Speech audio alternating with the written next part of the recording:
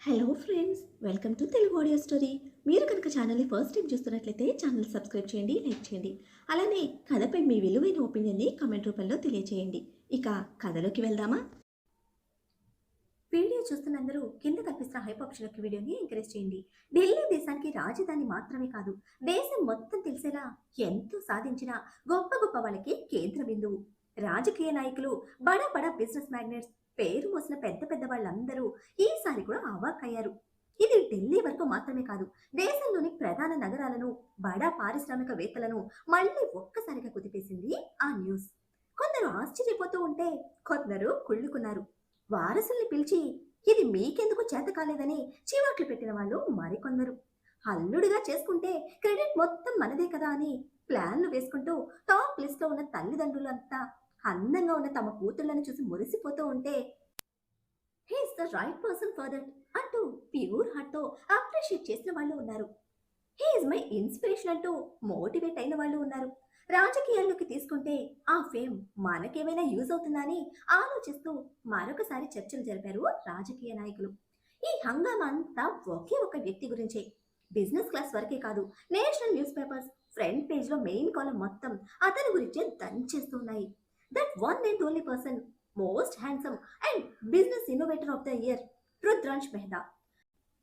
National international business news channels headlines లో continuous గా scroll అవుతోంది EY entrepreneur of the year mister Rudransh Mehta. ఇండియాలోనే యువ పారిశ్రామికవేత్తలకు అత్యంత ప్రతిష్టాత్మకంగా ఇచ్చేదే ఈ EY entrepreneur of the year award. కొత్త కొత్త ఇన్నోవేటివ్ ఐడియాస్ తో భారతదేశం గర్వించదగ్గ యువ పారిశ్రామికవేత్తలలో వరుసగా రెండోసారి నిలిచాడు Rudransh Mehta. Jaipur. Mom, are you kidding me? నా ముందు నువ్వు వాడిని అప్రిషియేట్ చేస్తున్నావా అంటూ నిప్పుల వల్ల మారిన కళ్ళతో తల్లి చేతిలోని పేపర్ లాక్కొని చిత్తు చిత్తుగా చించి విసిరేసిన అన్వీర్ సక్సేనా ముఖం ఎర్ర ఆలుగడ్డలో ఉడికిపోతూ ఉంటే, బెస్ట్ ఆఫ్ ద బెస్ట్ ఎవరి దగ్గర ఉన్నా నేర్చుకోవాలి, అందుకోవాలి. It's a ladder Anveer, don't lose your temper, keep invest in a right way, next year డెఫినెట్గా సాధిస్తావు అని భుజం తట్టి వెళ్ళిపోయింది Anveer mother Anupama. Last year కూడా సేమ్ చెప్పావు మామ్ అని వెళ్తున్న తల్లిని వాళ్ళు పటపటలాడిస్తూ చూస్తున్న అన్వీర్ బ్రెయిన్ లో కుక్కర్లు ఉన్నంత ప్రెషర్ ఉంది. వెంటనే ఎవరికి కాల్ చేసి మాట్లాడి అది మరింత పెంచుకున్నాడు అన్వీర్. ఫస్ట్ నుంచి రుద్రకి బెస్ట్ ట్రైబల్ కాంపిటీటర్ అన్వీర్. రుద్రని పడగొట్టాలి, ఓడించాలని మాత్రమే టార్గెట్ పెట్టుకున్న అన్వీర్ రుద్ర అచీవ్మెంట్ ఏ మాత్రం డైజెస్ట్ చేసుకోలేకపోతున్నాడు. అందులోనూ ఇండియా బెస్ట్ యంగ్ ఎంటర్ప్రెన్యూర్ అవార్డుకి ఎలక్ట్ అవ్వడం. అన్వీర్ దృష్టిలో బిజినెస్ అంటే దేశ అభివృద్ధికి సంబంధించింది కాదు, అది సంపద సృష్టించే ఒక యుద్ధం. ముందున్న వాడిని పడగొట్టాలి, ఆ ప్లేస్ మనం సాధించుకోవాలి. దీనికోసం ఏం చేసా తప్పులేదనే భయంకరమైన మెంటాలిటీ అన్వీర్ది.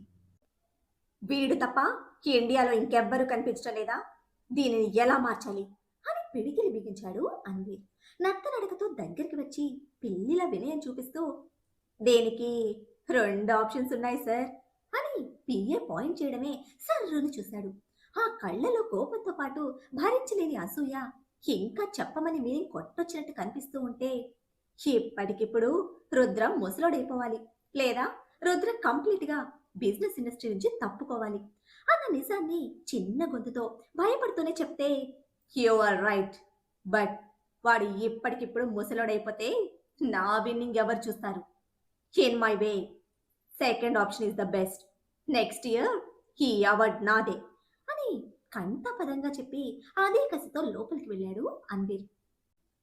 సెకండ్ ఆప్షన్ బెస్టా? దట్ మీన్స్ బిజినెస్ ఇండస్ట్రీ నుంచి రుద్రాంశ్ మెహతాని తప్పిస్తారా? అంత ఈజీనా అని తలుచుకుంటేనే షాక్ లో స్టక్ అయిన పిఏ బాడీ సన్నగా షివర్ అవుతోంది. మండే సూర్యుణ్ణి అరచేతిలో పెట్టి ఆడుకోవడం సాధ్యమయ్యే పనేనా? చూద్దాం ఆ చోద్యం కూడా అని అనుకున్నాడు పిఏ. పరశురాముడు సంధించి వదిలిన పాసు పతాస్త్రంలా ఉంటాడు రుద్రాంశ్ మెహతా. అటువంటి అస్త్రాన్ని ఢీకొట్టడం అంటే చిన్న విషయం కాదు. వాడిగా వేడిగా చొరకత్తి లాంటి చూపులతో ఉండే రుద్రాంశ్ కళ్ళలో దూసుకొచ్చే తారాజువ్వల్ లాంటి ఒక మెరుపుంటుంది ప్రతి క్షణం. ఆస్తుల గురించి, ఐశ్వర్యం గురించి లెక్కుండదు. అనుకున్నది సాధించడానికి నిరంతరమైన కఠోర శ్రమని ఇన్వెస్ట్ చేస్తాడు. నమ్మిన వాళ్ళకి అక్షయ పాత్ర లాంటి వాడైతే ఆదర్శంగా తీసుకున్న వాళ్ళకి అత్యుత్తమమైన వాడు. తోడగొట్టి ఎదురు నిలబడ్డ వారికి తెగ నరికే పల్నాటి కత్తి లాంటివాడు. దూసుకుపోతున్న రెడ్ ల్యాంబోగిని కారులో కూర్చుని ఆన్లైన్లో న్యూస్ తిరిగేస్తున్న అతని కళ్ళు ఒక హెడ్డింగ్ పైన నిలిచిపోతే వెంటనే పెదవులతో చిరునవ్వు జతకట్టింది. నీ అంతటోడు ఇండియాలోనే లేడని ఎవరెస్ట్ ఎక్కించేశారు. వాట్ ఎ గ్రేట్ కాలం అని రుద్ర గురించి వచ్చిన న్యూస్ కాలమ్స్ చదివి అప్రిషియేట్ చేస్తూ, అసలు ఎక్కడి నుంచి పట్టుకొస్తారా ఈ పద ప్రయోగాలు వీళ్ళు అంటూ విస్మయాన్ని వ్యక్తం చేశాడు శిఖర్. రుద్రకి ఉన్న one and only best friend, childhood friend Shikhar Patwani. కళ్ళ ముందు కనిపించే ఎవరెస్ట్ తో కంపేర్ చేయడం గొప్పగా ఉన్నా రుద్రలో ఉన్న గొప్పతనం ముందు అది తక్కువే అని శిఖర్ ఫీలింగ్. అదే ఎక్స్ప్రెస్ చేస్తున్న శిఖర్ స్పీచ్ కి బ్రేక్ వేస్తూ, నాకు ముందు ఈ ఎవరెస్ట్ ప్లేస్ లో చాలా మంది నిలబడ్డారు, నా తర్వాత కూడా చాలా మంది ఆక్యుపై చేస్తారు. ఆ ప్లేస్ లో నిలబడి మనం ఏం చేస్తున్నాం అనేది ఇంపార్టెంట్. దీనిని ఇన్స్పిరేషన్ గా తీసుకుని ఎవరెస్ట్ అధిరోహించాలి అనుకునే వాళ్ళకి మనం రోల్ మోడల్లా ఉండాలి. రాసిన వాడి కవిత్వానికి వాడి క్రియేటివిటీకి కనెక్ట్ అయితే ఎవరెస్ట్ తప్ప మన కళ్ళకి ఏది కనపడదు. అక్కర్లేని వాటికి ఎక్కువ ప్రయారిటీ ఇవ్వకుండా కమ్ ఫాస్ట్ అంటూ కసిరి కారు దిగిన రుద్ర చిరుత స్టైల్ వాకింగ్ తో కాంప్లెక్స్ లోకి ఎంటర్ అయ్యాడు. ఎంత ఎదిగినా ఒదిగి ఉండాలనేది రుద్రగుణం. తల్లి నుంచి నేర్చుకునే ఈ విలువలకి తను ఏం సాధించినా మొదటిగా తల్లికి గిఫ్ట్ ఇవ్వడం రుద్ర సెంటిమెంట్. నీ వాల్యూస్ వేరే లెవెల్లా బాబు అంటూ బాబుకి కాంప్లిమెంట్ ఇస్తూనే గిఫ్ట్ సెలెక్షన్ కి రుద్రను ఫాలో అయ్యాడు శిఖర్. వారణాసికే వన్నె తెచ్చిన బెనారసి షాల్, సున్నితమైన వెండి పోగులతో నేర్చిన చేనేత శాలువ, సున్నితంగా పట్టుకుంటే జారిపోతూ అద్భుతంగా ఉంది. ఏరి కోరి ఎంపిక చేసి తెచ్చిన శాలువ వేళ్లతో తడుముతున్న రంజని గారి కళ్ళు ఆనంద బాష్పాలతో మెరిశాయి.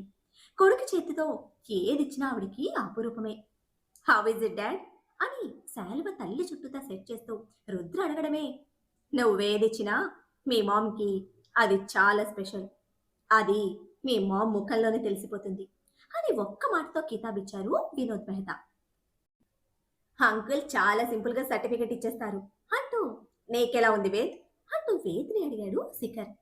వాడికేం తెలుసు, చిన్న పిల్లాడు అంటూ రంజని మురిపెని చూపిస్తూ ఉంటే తల్లి ప్రేమల ఆప్యాయత కన్నా తను చిన్నవాడు అంటున్నా ఆ పొజిషన్ తీసుకోలేని వేద్ ముఖంలో రంగులు మారాయి.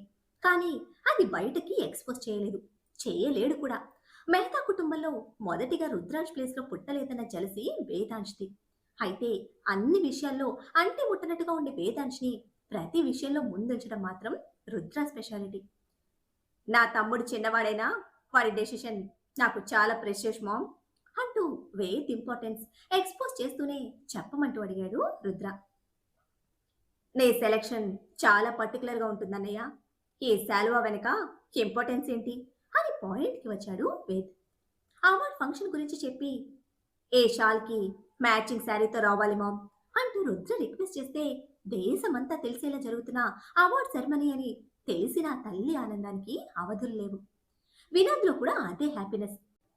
Rudra youngest entrepreneur achievement award గెలవడం ఒకటైతే దాని వెనక ఇన్నోవేటివ్ ఐడియాస్తో బిజినెస్ డెవలప్ చేయడం, company share value 10 times rise అవ్వడం మొత్తం కూడా రుద్ర క్రెడిటే.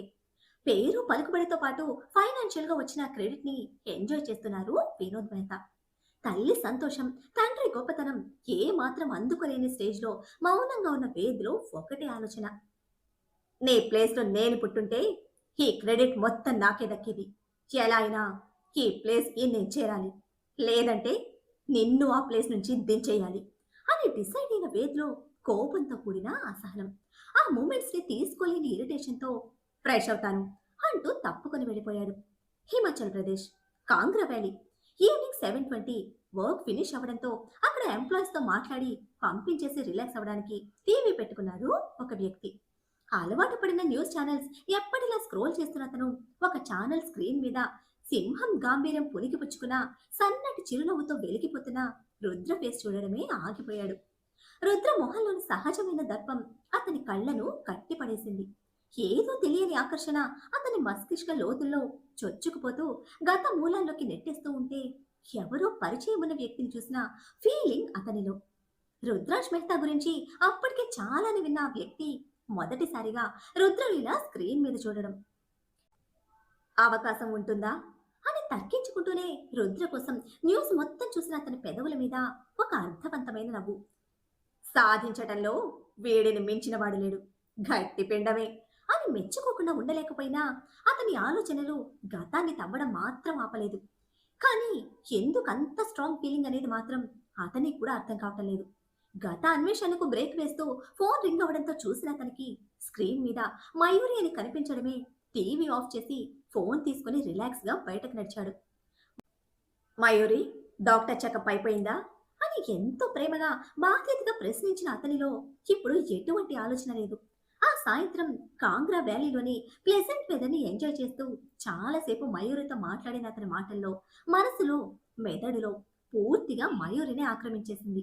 ఢిల్లీ దేశం మెచ్చుకోదగ్గ యువ పారిశ్రామికవేత్తలలో అత్యున్నత స్థానాన్ని సాధించిన రుద్రాంశ్ మెహతా ఈ రోజు దేశం తలెత్తి చూస్తున్న ఈ ఘనమైన సన్మానానికి అన్ని విధాల అర్హుడు అని గొంతెత్తి పొగుడుతున్న గొప్ప వాళ్ళ మధ్య సగర్వంగా కూర్చున్నాడు రుద్రాంశ్ మెహతా. విఐపి గ్యాలరీలోని ఫస్ట్ రోలో వినోద్ రంజని ఇంకా వేద్తో పాటు శిఖర్ కూడా కూర్చుంటే నేషనల్ లెవెల్ మినిస్టర్స్ ఇన్వాల్వ్ అయిన సెరమనీని కొన్ని ఛానల్స్ లైవ్ ఇస్తున్నాయి. ఆదర్శంగా తీసుకున్న వాళ్ళు స్క్రీన్ మీద రుద్రను గొప్పగా చూస్తూ ఉంటే మరికొంతమంది కుళ్ళుకుంటున్నారు. ఇంకొంతమంది దక్కించుకోవాలన్న ఆశతో చూస్తూ ఉంటే మరికొంతమంది పడగొట్టాలన్న కసితో రగిలిపోతున్నారు. ఏదైనా ఈ 2 years లో ఫేమస్ పర్సనాలిటీ హిట్ లిస్ట్ లో చేరిపోయాడు రుద్రాంశ్ మెహతా. ఎదురుగా ఉన్న వేదికలో ఎటువంటి హ్యాపీనెస్ లేదు, బయటకి కక్కలేని అసూయను దాచుకుంటున్న ఇరిటేషన్ తప్ప. సెంట్రల్ ఫైనాన్స్ మినిస్టర్ చేతుల మీదుగా అవార్డ్ ప్రెజెంటేషన్ ని రిక్వెస్ట్ చేసి తల్లి చేతుల మీదుగా తీసుకోవాలన్న తన కోరికని సవినయంగా సభ ముందు తెలిపాడు రుద్ర. అది వింటున్న రంజని భరించలేని సంతోషంతో ఉక్కిరి బిక్కిరైతే, అవార్డు తీసుకుంటున్న రుద్ర మొహంలోని స్వచ్ఛమైన సంతోషానికి ఏదైతే జరగకూడదు అనుకున్నానో అదే జరుగుతుంది, దీనిని ఎలా ఖండించాలి అని ప్రశ్నించుకున్న వినోద్ ముఖం కళ తప్పింది. ఇంద్రస్థానాన్ని చేరుకున్నప్పుడు ఇరుగు పొరుగు వారే ఏడుస్తారు, అధిష్టాన్ని చేజిక్కించుకున్నప్పుడు అయిన వారే శత్రువులుగా మారతారు. ఇక్కడ రుద్ర విషయంలో కూడా అదే జరిగింది. ఎవరి కన్ను కుట్టిందో, కసితో రగులుతున్నా ఏ గుండె కంకణం కట్టుకుందో. డౌన్ టు ఎర్త్ ఉండే రుద్ర మహోన్నతమైన వ్యక్తిత్వానికి బురద రాసి పాతాళానికి లాగేయడానికి పాచిక వేస్తే ఈ అవార్డు సెరమనీ అనుకోకుండా అవకాశం ఇచ్చింది. రుద్రకు సంబంధించినంత వరకు అవార్డు తీసుకోవడం కన్నా గొప్ప విషయం తన కుటుంబం. చాలా సెన్సిటివ్ గా ఉంటాడు రుద్ర కుటుంబ విషయంలో. సెరమనీ అయిన నెక్స్ట్ వీక్ వేదాంశ్ పెళ్లి. కాలేజ్ టైం నుంచి వేద్ ప్రేమించిన నేహా శర్మతో.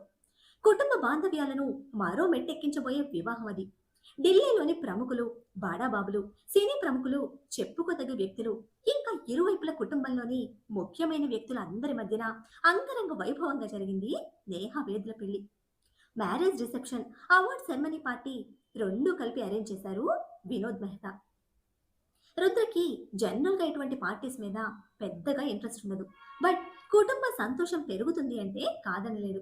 రెండింటికి కలిపి అరేంజ్ చేద్దామని ఆయన ఇచ్చిన స్టిక్కర్ షోల్డర్ ని రుద్ర మెత్తగా నలిపి గ్రేట్ ఐడియా అంటూ కాంప్లిమెంట్ ఇచ్చి వెళ్ళిపోతే బిక్క మొహంతో నొప్పికి రంజని గారిని చూశాడు శిఖర్. వాడి గురించి తెలుసుగా, అందరి కోసం ఏదైనా చేస్తాడు, వాడి కోసం అంటే మాత్రం వద్దంటాడు.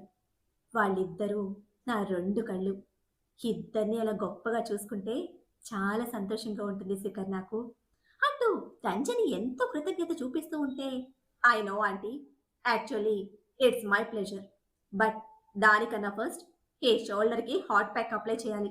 మెత్తగానే ఎంత గట్టి నొప్పినిచ్చాడు, అది చెయ్యా ఇంకేమన్నానా అంటూ చాలా జోవియల్గా తీసుకున్నాడు శిఖర్. వీడికి లైఫ్ పార్ట్నర్ని వెతకాలంటే మనం ఎన్ని దేశాలు తిరగాలో అంటూ వాపోయాడు. ఢిల్లీలోని టాప్ మోస్ట్ ఫేమస్ అయిన సిటీ పార్క్ రిసార్ట్స్ అతిథులకు గ్రాండ్ గా ఆహ్వానం పలుకుతోంది.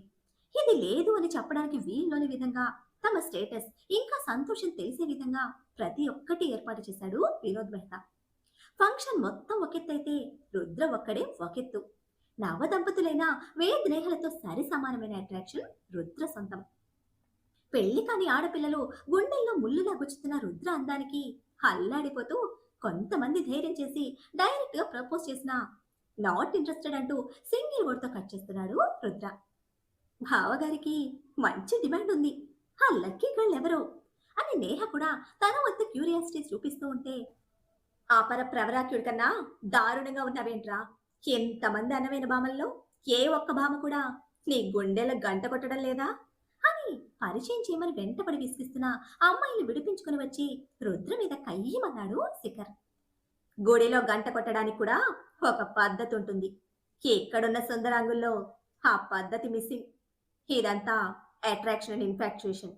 ఆడపిల్ల మీద పడగానే మోగేది గుండెల్లో గంట కాదు, హార్మోన్‌లో హీట్ సైరన్. దానికి పెళ్లితో పనేంట్రా? కమ్ అంటూ కపుల్స్‌గా డాన్స్ చేస్తున్న పోడియం నుంచి శిఖర్‌ని తీసుకొని డ్రింక్ సెక్షన్‌కి వచ్చాడు రుద్ర. నువ్వు ఎంత ప్రాక్టికల్‌గా ఉంటే కష్టంరా బాబు! అంటూ రుద్ర ప్రాక్టికల్ మైండ్‌కి సర్టిఫికేట్ ఇస్తూ డ్రింక్ అందించాడు శిఖర్. నాకు నచ్చిన అమ్మాయి దొరికినప్పుడు ఈ గుండెల్లో గంట ఆటోమేటిక్‌గా మోగుతుంది. అప్పుడు ఎవ్వరాపినా, ఈవెన్ ఆ అమ్మాయి ఆపినా ఆగేదే లేదు అంటూ తేల్చి చెప్పి డ్రింక్ ఫినిష్ చేశాడు రుద్ర.